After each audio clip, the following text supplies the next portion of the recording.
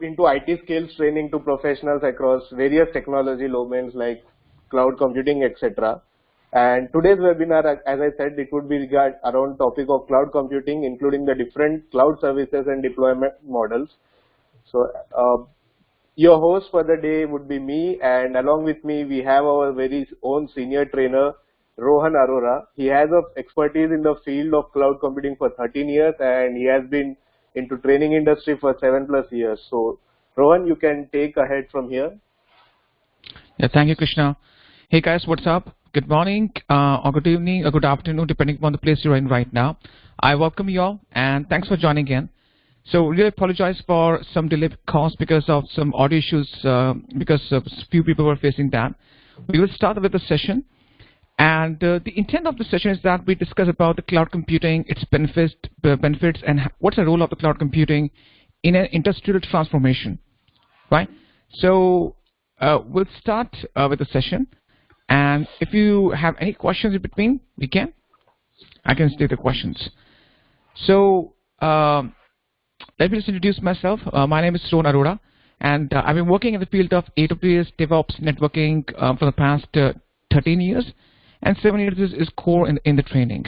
So I'm working as a consultant. I help companies to move their infrastructure to the cloud, and this training is my part-time job that I just take a few hours every day to work on the training assignments.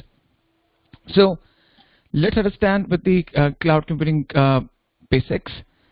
So we will start the cloud computing basics. Then after that, we will see that what's the difference between the cloud computing on the on-premises cloud. Then we discuss the service models. What are the different service models of the cloud computing? Then we discuss different deployment models. What are the different deployment models? Why we need that? And what's the advantage of having different deployment models? Then we discuss the different cloud features and providers. After that, we'll have a small demonstration on the cloud. So I'll just show you a very small demonstration that how cloud works for us. And thereafter, we will start with the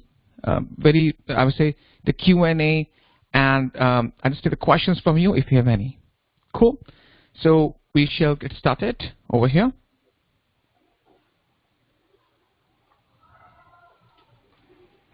Now, the thing is that before cloud computing came into inception, or before the cloud computing was introduced, so companies were using the traditional deployment infrastructure. In the traditional data center infrastructure, you have to buy a stack of servers.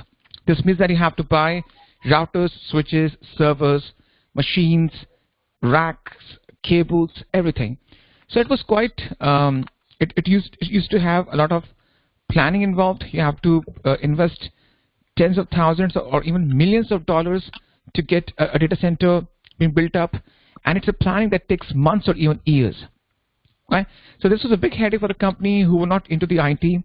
For example, today, if a pharmaceutical company wants to set up their services and applications, they have to set up a data center, which is not their core business. So going in the traditional data center, you have to buy the stack of servers. And if you have a high traffic coming in, this means that you have to deploy more servers. Now, the more servers you have to deploy, this means that the more servers you have to deploy, you have to invest too much money into buying the servers, configuration, buying the licenses, doing the maintenance, and everything. So, right? So this means that you have to buy a stack of servers. You have to do the monitoring and maintain the servers. You have to upgrade them after a few years, and because of the traffic going up, if you have a high spike of traffic coming in, you have to deploy more and more servers into the data centers. So first of all, if you see the disadvantages of all these things, this means that your cost of setting up infrastructure will shoot up because you have to buy more and more servers. And in that case, this means that if that's the case, this means that you have to buy more servers, and this will shoot up your cost. After that, troubleshooting problems can be tedious and may conflict with your business goals.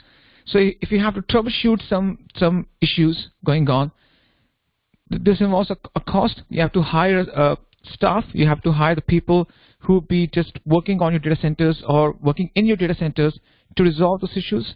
So you have to hire a team of people who will be working 24/7 to ensure that your services are always up and running. Also, so the traffic will change. The traffic patterns will always change. Sometimes you have low volume of traffic. Sometimes you have high volume of traffic. This means that your servers will be idle most of the time, because if you over provision the number of servers, if you stack up a lot of servers that you need, in that case, those servers would be underutilized if the traffic volume is low, right? So there would be a quite wastage of the resources that would happen. So why you want to go to the cloud? First of all, you don't have to buy any hardware. Now, cloud computing is not just the thing that's being used by the organizations. Nowadays, cloud computing is the integral part of our daily lives. Any app that you download from the App Store or the Play Store, 90% of those apps, the services are being deployed upon the cloud. Whether you stream the videos on YouTube, you stream the music from iTunes, whether you listen to the podcast, whether you download the ebooks from on Kindle and read those books, whether you store the documents on Google Drive, whether you store the documents on the Dropbox, you download some applications like you book today you book a cab called Uber or Ola, you book a cab through these applications. The main thing is that now the cloud computing has become the daily, I would say it's a big part of our daily lives. So any application we use on our cell phones or computers, most of them are now cloud-based. So for example, Uber, they have their infrastructure set up on AWS. So today you set up you just book a cab through Uber or maybe Ola, they have the infrastructure running on the cloud. So starting from the beginning till the end, every piece of infrastructure is being deployed upon the cloud. They use AI, machine learning, technologies on the cloud. They make use of AR and VR, the use of different techniques and strategies to ensure that the customers are being served with the best possible features. And these companies can be innovative. They can just introduce new features, new strategies, new techniques to ensure that they can enhance the customer experience. Fine. So guys, for some few people, the voice is breaking. You can just give me 1 second over here. I can switch my connectivity options so that if the voice is breaking, we can.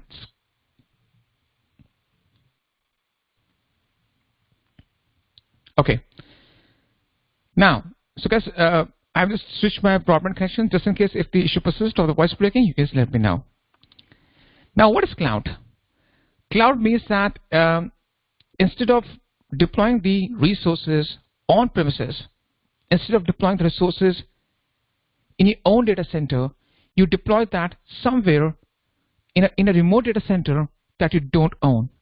So the cloud will give you huge space online.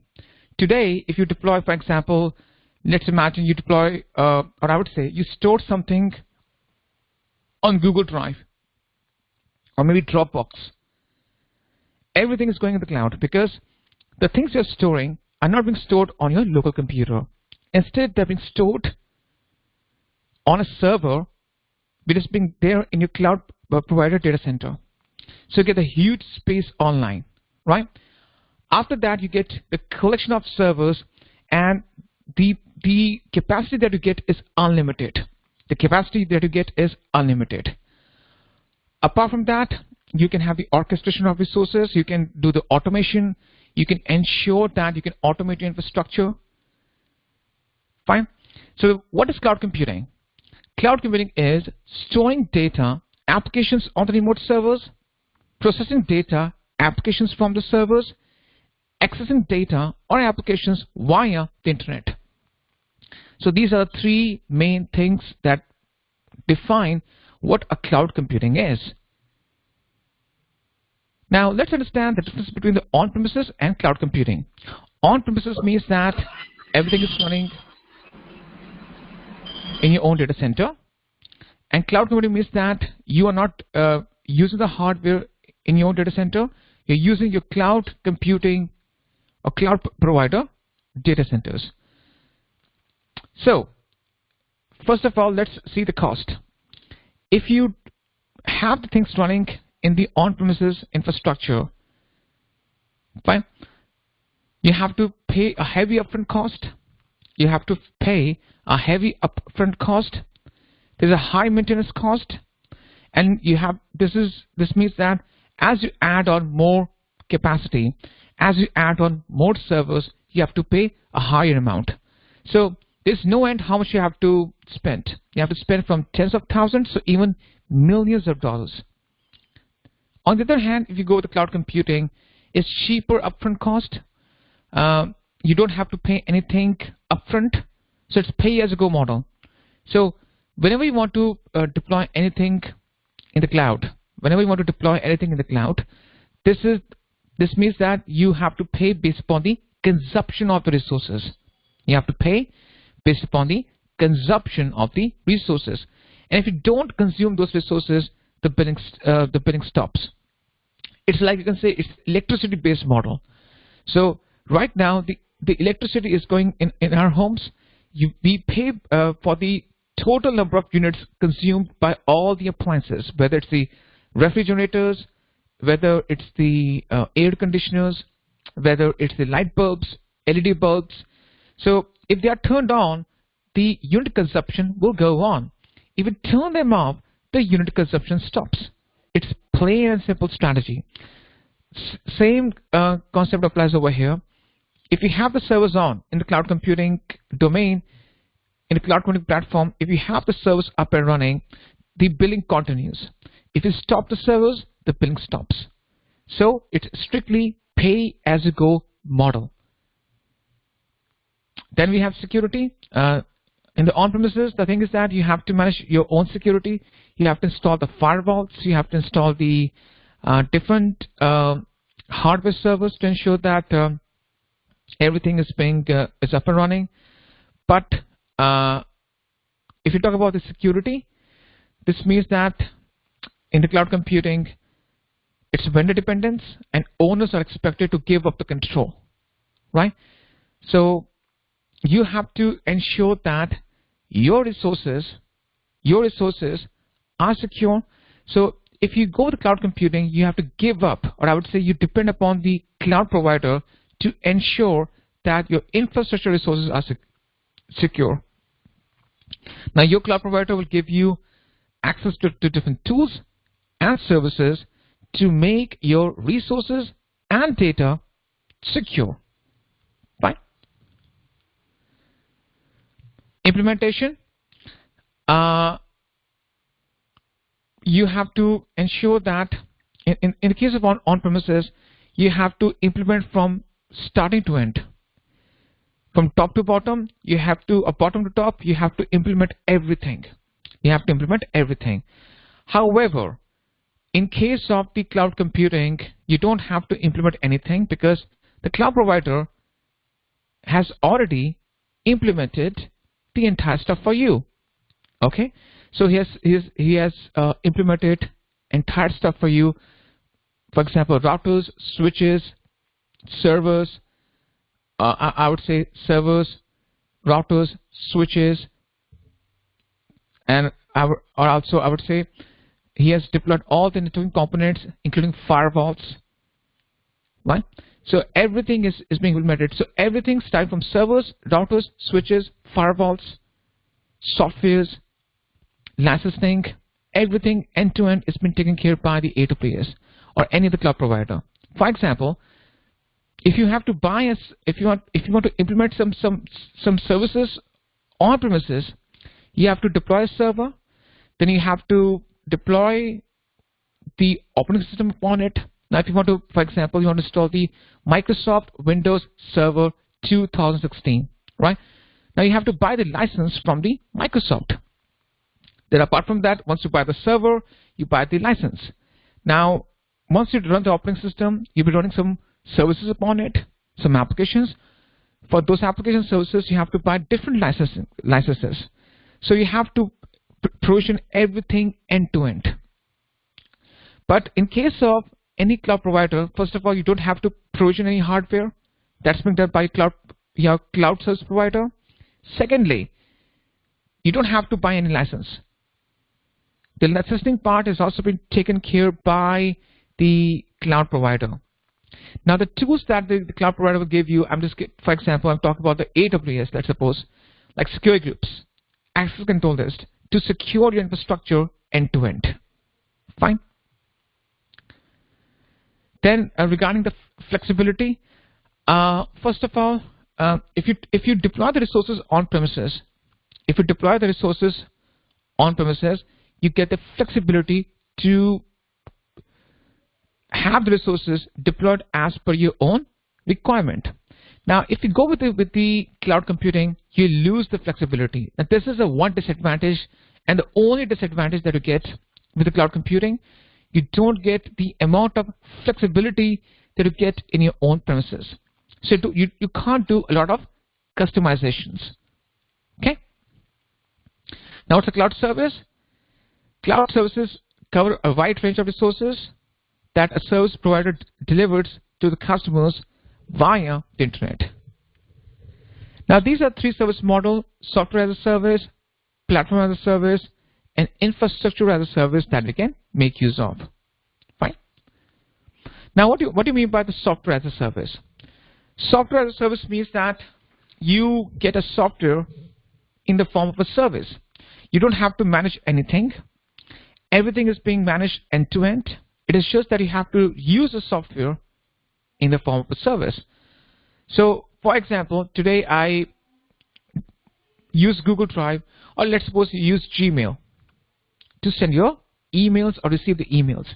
Now, you're using Gmail as a software as a service. You don't have to manage any email servers behind the scenes. You don't have to manage any operating system, applications, any hardware, any email servers. Google has given you Gmail in the form of a email service. It's a software as a service. You can, for example, you can download the Gmail app on your computer, and you can start using it. You sync that with the cloud, with your own, with the cloud, Google Cloud. You just use your account, user ID and password to log in. And once you log into the Google app or the Gmail app, you start using that app to send or receive the emails. So it is software as a service. What's running behind that app? You don't have to look into that. You don't have to manage any servers running behind the scenes. So your provider will give you the software as a service, and you don't have to worry about what's running behind the scenes. Now, what are the pros and cons? Of course, if you see the pros, you don't have to do any setup. Everything is there for you, and it is universally accessible from any platform. Now, the cons are, first of all, you have to see the compatibility with your browsers and the machines. You have to connect to the internet to use that software. Fine. So, and also you don't have the flexibility and the transparency that's what's running behind the scenes. Fine. Now we have the PaaS, or the platform as a service. First of all, in the platform as a service, this is only intended for the developers. So the developers, instead of building, compiling, or running the programs on the local machines, they do the same thing on the cloud. So there are a few examples, like in Amazon Web Services, we use Elastic Beanstalk. On Google Cloud Platform, we make use of Google App Engine. So these are platform as a service, or these are the services that are used as a PaaS. The developers can use the Elastic Beanstalk or Google App Engine so that they can just get the platform upon which they can quickly deploy the services and applications. It gives you the operating system, servers, databases, and access to one of the platforms upon which you can deploy the services and applications. Fine. Now, these are pros and cons. The pros are that the advantages are that it's faster for the developers. You get things on the fly, but the cons are that it's limited. You can't do the customization. IaaS, or Infrastructure as a Service. Now this means that you get the entire infrastructure component as services. So over here, it handles the user data and everything. So the main purpose of the Infrastructure as a Service means that the networking components or the infrastructure components like database, storage, computing, all these things are given to you in the form of the services. You don't have to deploy any databases, no storage, no computing. Everything is being given to you in the form of IaaS, or Infrastructure as a Service. Fine. So these are the pros and cons. Now the thing is that if you use any of the services on the cloud, you lose the flexibility and the transparency. You're not able to see that what's running behind the scenes. Now these are the types of cloud services: IaaS, PaaS, and SaaS. If you see on the right hand side, the software as a service, SaaS, most of the things are working behind the scenes. You don't have to, you just have to manage the applications or data on the front end. In PaaS, you manage the data and the applications. In IaaS, the data, applications, middleware, operating system is being managed by you, and the rest of the components is being managed by your vendor. Okay. Now let's discuss the three different deployment models. Starting from the public cloud. Public cloud means that you get access to the public cloud resources. For example, AWS, Google Cloud, Microsoft. These are the public cloud platforms. These are the public cloud platforms. So in the public cloud, this means that anyone, you, me, or any organization can just go ahead and start using the public cloud on the fly. It's there for you. You start using it. That's the main purpose of using the public cloud. Private cloud means that the main purpose of the private cloud is that you have your own private space, and that's being managed only by you. So today, if you set up a remote data center, and the employees in different continents or different offices, they access the same data center resources. You make it as a private cloud. So generally, the private cloud is dedicated to only one organization, and that one organization has the access to that private cloud. Hybrid cloud. So hybrid cloud means that it's an amalgamation of the public and private cloud.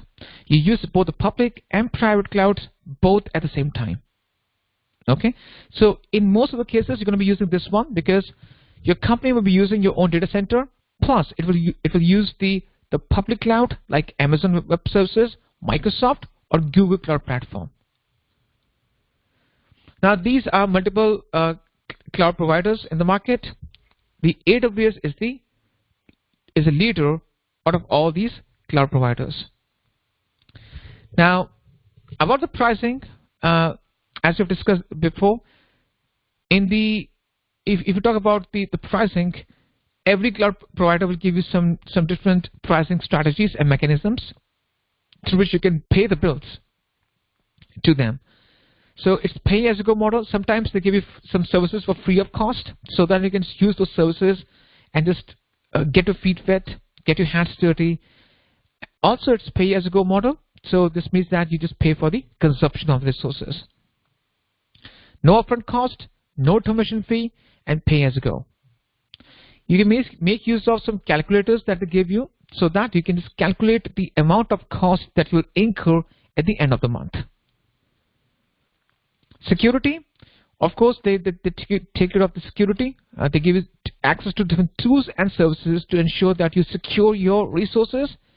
They also take the security responsibility, and they use the firewalls. They use different strategies to avoid any kind of vulnerabilities and attacks to your data and resources. Also, they have to go through some checks and compliance programs. They earn some certifications and accreditations like HIPAA compliant, PCI DSS compliance to ensure that they have all the necessary tools and services in place to secure their infrastructure. Disaster recovery. The cloud provider will give you access to the entire infrastructure so that you can use that entire infrastructure to enable the disaster recovery techniques and the strategies. So they'll give you the tools for the recovery. Fine. So guys, that's about the brief overview about the cloud computing. Now I shall just give you a sort of small demo to just show you that how you can deploy the virtual machines in the cloud and how you can get started. So you just give me 1 second over here. I'm gonna just log into one of my accounts over here.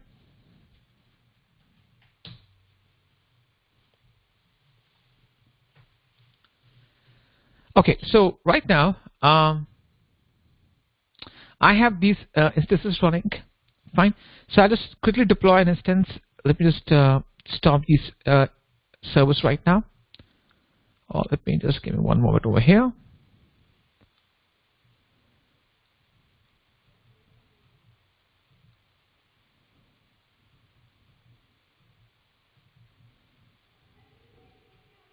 Okay. Yes, you can get the access to the AWS. You have to create a feature account. So guys, what I will do is that I just launch one instance real quick and install the Apache application upon that instance and show you that how it works for us. Fine. So let's do that. So I will do one thing. Let me just sign out and sign into a different instance because I want to show you that how you can access the website if I just create that real quick. So just give me one moment over here.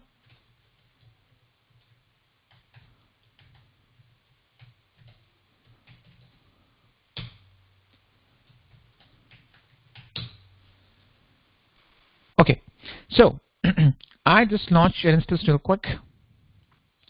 So I click on launch instance.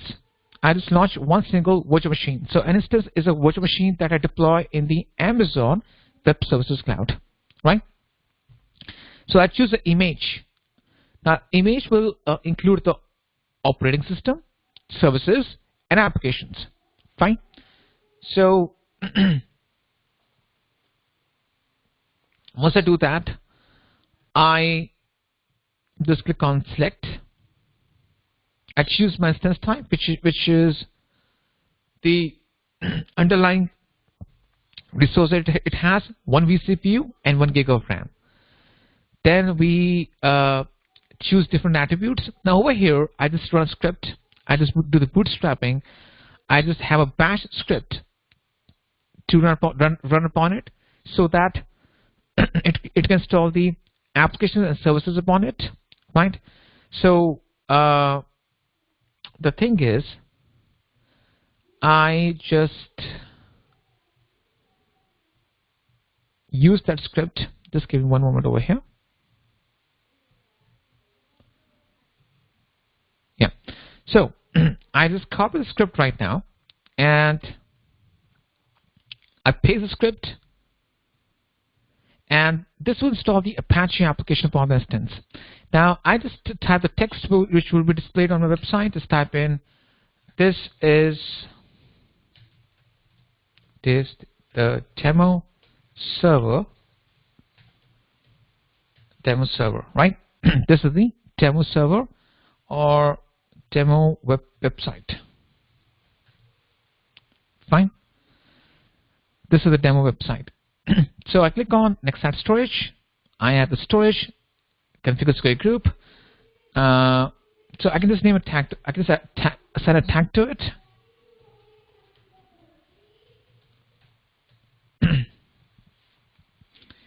Click on next configure secret group.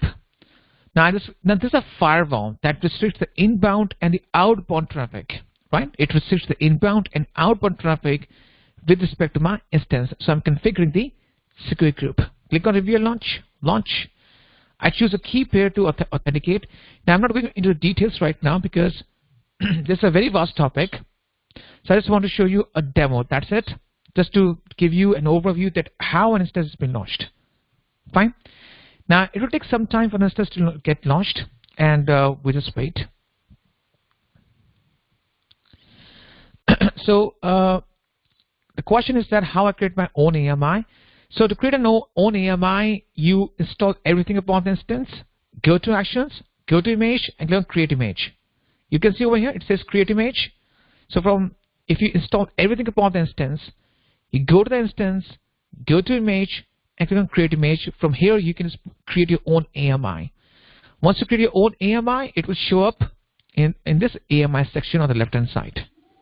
Fine. So let me show you one thing.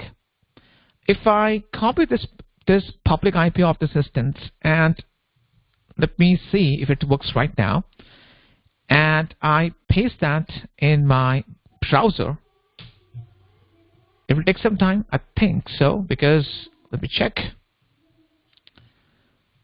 It is still up and running, and I need to check the inbound rules of the group. Okay, will take some time. Let's wait.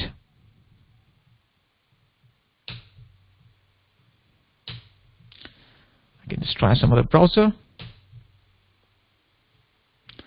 May take some time. Let's wait for a few more seconds over here.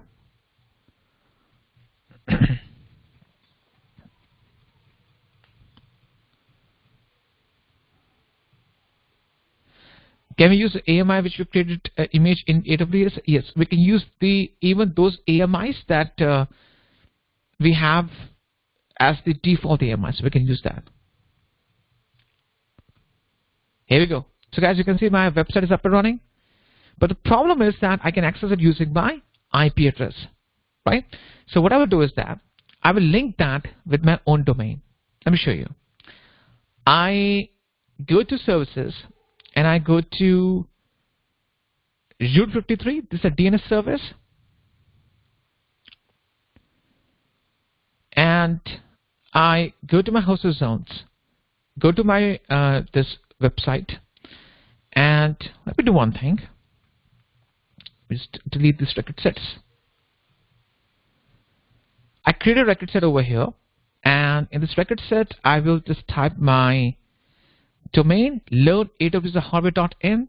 I paste my IP address over here, and that's it. Click create. Now, it may take some time for me to come back up. Let me see. Here we go. Guys, if you just click on this website, let me know if you are able to get access to this website. Click on this link and let me know if it's going to the website. So there's no initial configuration needed. It is just that you have the instance deployed with all the services and applications running upon it. And once you get that, then in that case, you just capture the AMI from that. Okay.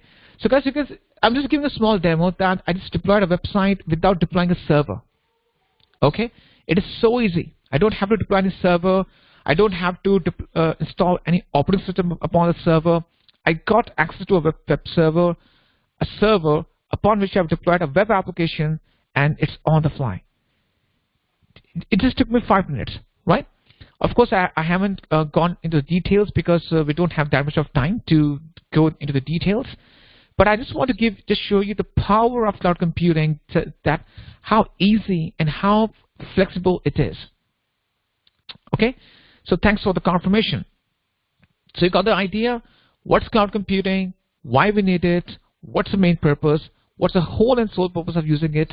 It brings down the cost. So first of all, I didn't have to pay anything to the AWS. I just opened their web portal. Now this web portal that I've used right now, it is called the AWS Management Console. This is called AWS Management Console. Even you can sign it to it for free. If you just go to the following website, I just give you a link right now. That is aws.amazon.com. You can use it for free. You can sign it. Yeah, okay. Thanks, guys. Yeah, it's free of cost. There's some limitations you have to ensure you comply with those limits. Let me show you if you just go to aws.amazon.com/free, there's some limits to the free tier account. So I'm just copying and pasting the limits for you, right? You sign up, just test and try, get your feet wet, try the things out. It's free of cost to try the things. But the thing is that, of course, to get the knowledge, to get the understanding of the core concepts, you need some guidance, some knowledge from a trainer who can help you that how the things are being deployed on a single platform. See, the question is that, can you please explain different types of instances? Are you talking about the billing part or the instance types? Because instances are being categorized in two different categories. Whether it's the billing of the instances or it's the hardware of the instances. Okay, so see, the thing is that I just given an overview of it. See, instance types. If you go with the EC2, if I just go for the instance types right now, this is free for 12 months, but there's some limitations. See, the instance types that you're talking about right now, these represent the virtual representation of the underlying physical resources. Okay, for example, this T2.micro gives you 1 gig of RAM. These are used for very, I would say, if you see the general purpose classes instances, they're used for, I can say, very small to medium sized environment. Then if you go with the, let's suppose, compute optimized, they give you more computing power, more CPUs. Then if you go with the memory optimized, it will give you more RAM. If you go with the GPU instances, it will give you more GPUs. Memory optimized, more RAM. Then storage optimized, more storage. The essence of this thing is that based upon that what you'll be running upon the instances, you have to choose the instance type. Okay. Now there are hundreds of instance types. There's no limit how many instance types you can leverage. But the main thing is that based upon that what kind of services and applications you'll be running upon the instances, you have to choose the instance type. Right? And this free tier account is valid for 12 months. Can you please confirm how much usage available in EC2 at AWS? So if you talk about the free tier account, you get 750 hours free per month to run your Linux-based instances upon T2.micro instance platform, right? And you get 750 hours per month for free for Windows instances to run upon T2.micro instances. So you get 750 hours for Linux per month for free and 750 hours per month for Windows for free. Right? So these are the limits. For more details, you can just go to this aws.amazon.com/free. If you just go to this website, you should be able to see all the free tier limitations that you have. Okay, you can see over here 750 hours per month for Windows and 750 for Linux. Okay, if you see over here 750 for Linux, 750 for Windows. So you're saying you talked about the cloud storage. Is there any mechanism we can track the data being accessed? See, data being accessed, we can make use of some logging services like CloudTrail on Amazon Web Services. I'm just giving an example because I'm the AWS trainer. If you want to just first of all, you have to see that who is accessing what, whether it's a storage or whether it's any service. We make use of a service called CloudTrail. Let me show you that. where you can just see that who's doing what. This is a service called CloudTrail. You can see over here. CloudTrail. This is the one. This you can use. This you can use over here. Okay.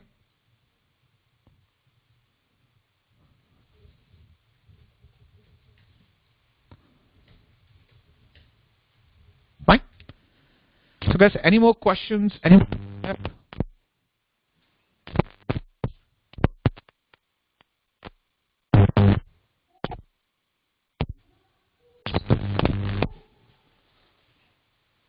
more questions? Any more doubts?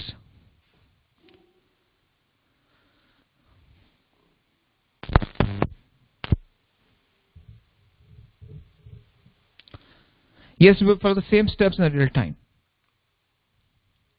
Yeah, we can back up the data in the form of snapshots. There's a feature called snapshots. We can back up the data using that concept. In case of IaaS, of course, because of the hardware requirements, that we need to see that what's the amount of compute storage we want. So the DevOps comes to the picture when you have to automate the things. You want to make the cloud computing platform more efficient. In that case, we make use of the DevOps. For example, this Elastic Container Services is a DevOps tool. We make use of the CloudFormation. It's one of the DevOps tools, right? Then we use the code commit, code deploy. These are the DevOps tools. So the main purpose of the DevOps is to enhance the capability of the cloud computing. So guys, I think the voice is not that much bad. It's fixed now. Yes, for creating an account, you have to put your debit card or credit card details. That's important.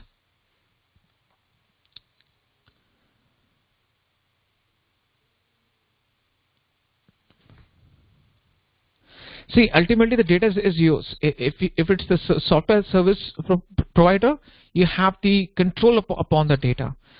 I mean to say, if I say control, if you delete it, the data in the background is also deleted if you don't have the backups. See, of course, the cloud computing services will not as much faster as on-premises. Cloud computing services are not that much fast on-premises, but the thing is that nowadays we have got faster internet connections in gigabit per second. Okay, so now you can get a speed up to 10 gigabit per second even on the leased lines. So you can run your critical services because now you are getting blazing speed internet speeds. It's very fast now. So nowadays 50 to 100 Mbps per second you can easily get at homes, right? So of course you can run some mission critical services without any issues. See, the prerequisite is that you should have at least I would say 3 to 4 months of experience in the IT domain. You came from any background. You should have at least 3 to 4 months of experience in IT or software domain. See, in the hybrid infrastructure, you collaborate your own data center infrastructure with the public cloud. I'll just give you a very small example right now over here. Just give you a very small example just to try it right now so that we can understand this concept in a much better way. You just give me 1 second over here.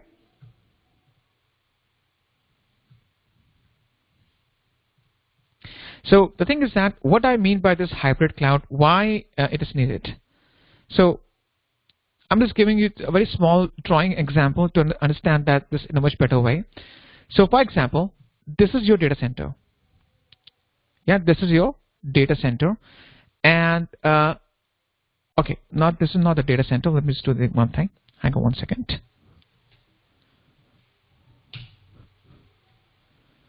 Let me just... Yeah, so I'm just giving you a very small example to understand this feature of the hybrid cloud. See, let's imagine this is your office. This is your branch office, right? And this is your own data center. right? Now, if you want to connect from the office, for example, there are multiple offices. This is Office 1, this is Office 2, right? You have multiple offices which connect, which are located in different countries or different locations, and you connect to this data center. This is your own private data center. This becomes the private cloud. This becomes the private cloud, right? Now, the thing is that we can also make use of some public cloud platform like AWS. Now, what's AWS? It's a public cloud platform, right? We can use both the public and private cloud at the same time. We can connect these different infrastructures, and the amalgamation of the public and private cloud is called the hybrid cloud, because you're using both the public and private clouds both at the same time. So the amalgamation of the public and private cloud is called the hybrid cloud. Okay, because using, so in your data center, you can run your in-house applications like your Microsoft Exchange servers, your Active Directory, your in-house applications. In the public cloud, you can run some websites that advertise the products and services sold by you, right? So you can see over here.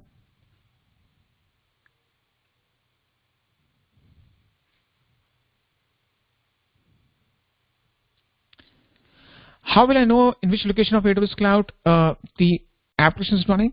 See, the thing is that once you deploy the services in the cloud, you are given access to the regions and the availability zones. So let me show you that right now.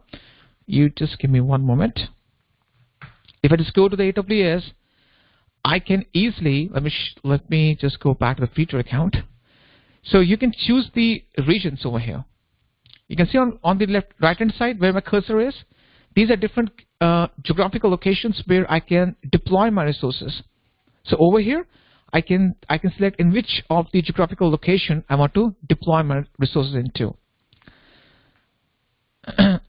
Which is one efficient, MS Azure or AWS? Both are efficient, but AWS is more being used and adopted recently because it is highly innovative, and they started out before Microsoft came into the picture.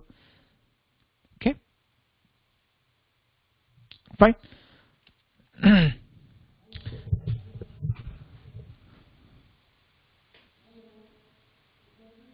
See, from the administration point of view, you will use almost all the services under the compute, storage, database, and networking.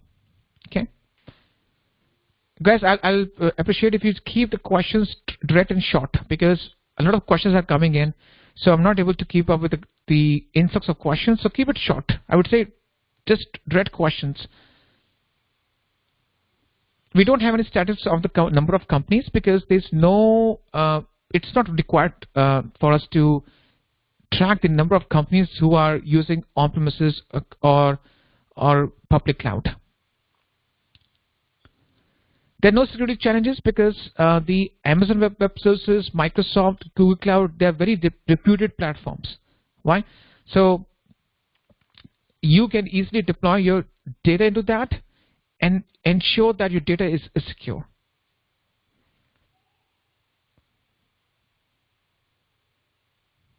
Just in case if you think that you can't keep any personal data, any data of your user data or databases over there, then you can deploy some websites or web servers, and you don't deploy any databases into that. Yeah, there will be firewall. We use the security groups and the ACLs, which are the virtual firewalls.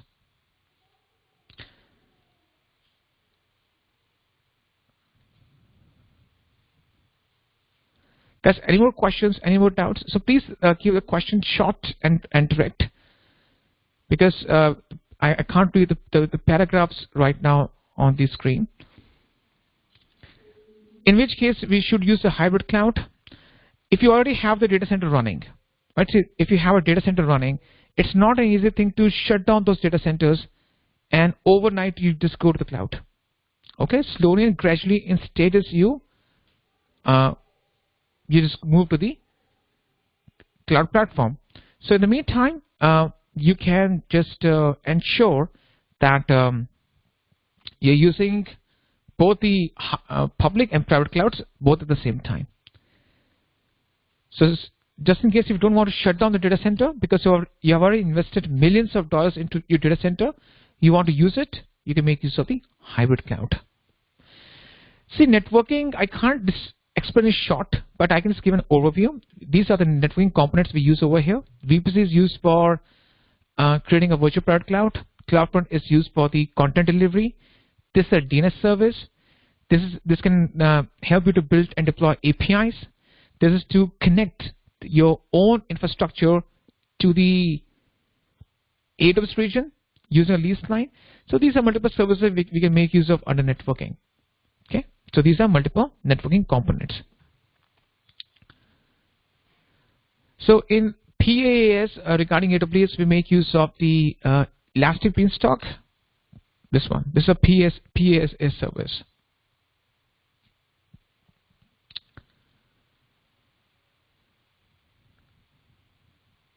So these are secure because what happens is that first of all, these are reputed platforms. You can easily deploy the data into them, and also you'll get access to some tools and services to secure your data. Okay.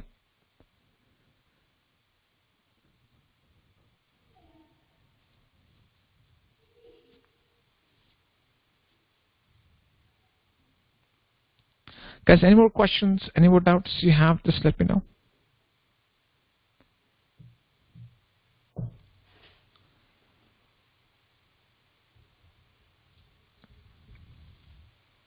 EC2 question mark, you have to ask me exact what the question is that. But EC2 is a very vast service. Let me know what's the exact question regarding EC2. So AWS will give you different certifications. If you want to just see the list of them, just go to aws.amazon.com/certification.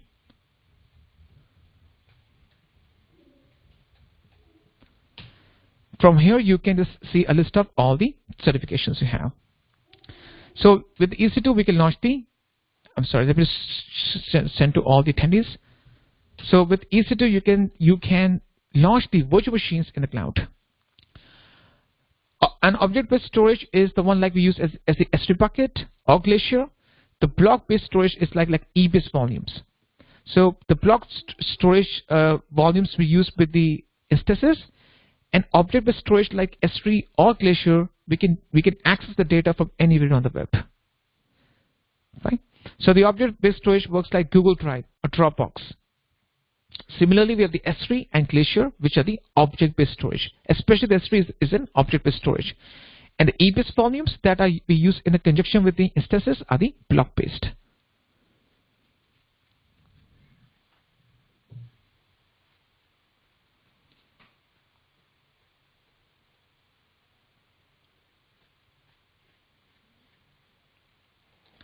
See, DevOps is a mechanism.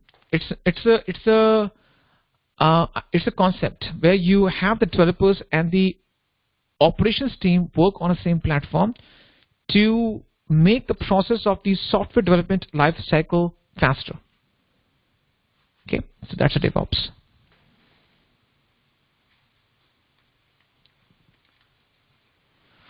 So there's a huge career in the cloud computing. There's a huge scope because now all the companies, they prefer to deploy their infrastructure on cloud because of a lot of benefits. So the scope is huge.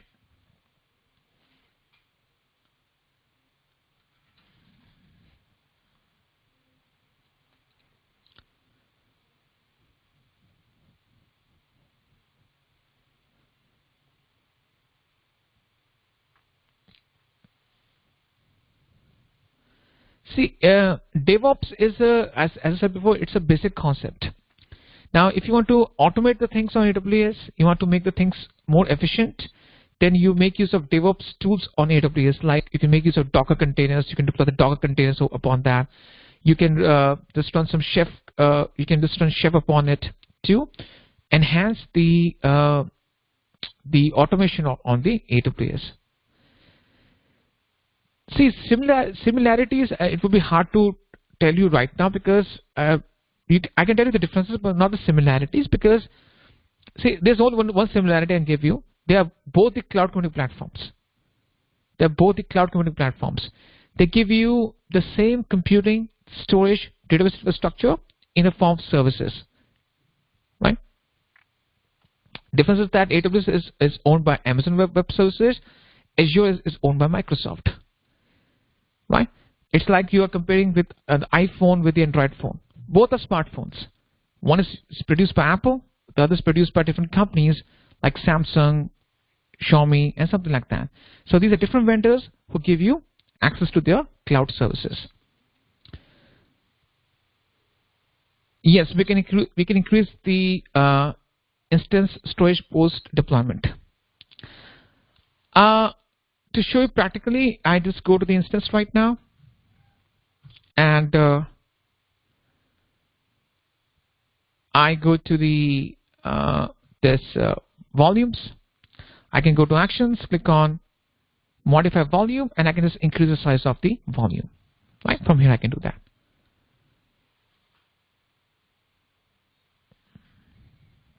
Yes, you should be able to ping the server. See, OpenStack is an open source platform. It is also there's a high scope of it, but frankly speaking, I haven't worked on the OpenStack, so I can't give the details about it. But it is also used as a cloud service platform. See, accuracy, cloud services are as accurate as on-premises infrastructure. So there's no comparison. Both are accurate. Yes, you can even start the cloud services after 20 years of experience. I see the things that I've trained people who have experience for around 30 years in any of the domains. So number of years is not a big deal over here, because nowadays, because of the technology is evolving, even after 15 years or 20 years, you have to maybe change your technology, right? So learning process never ends. So that's the main thing.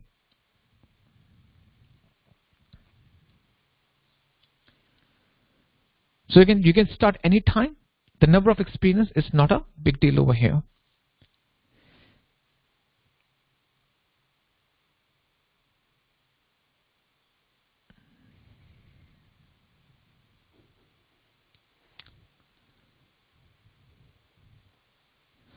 Can you get back our infra if we left services somehow, or we have to create it again? See, actually, the question is not that much clear. But the thing is that if you stop something on the cloud and you stop using it, you can come back and you can deploy the new resources. Fine. But if I stop it, I can come back and start it again without losing anything. Any of the infrastructure components, I use it, but I don't stop those resources or delete the resources. I can go back. I can come back again and start using it without losing anything. So you don't have to recreate it. So if you haven't deleted the resources, if you haven't stopped the resources, you anytime come back and you can start using it. Okay.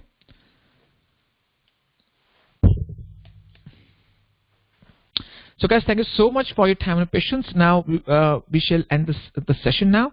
Any questions, any doubts you have, just let me know. I hope that the session was informative. I want to thank you all for your time and patience. I know that today is the weekend, and you have taken out your valuable time to join the session. Thank you so very much. So to migrate the existing info to the cloud, we have to make use of some tools.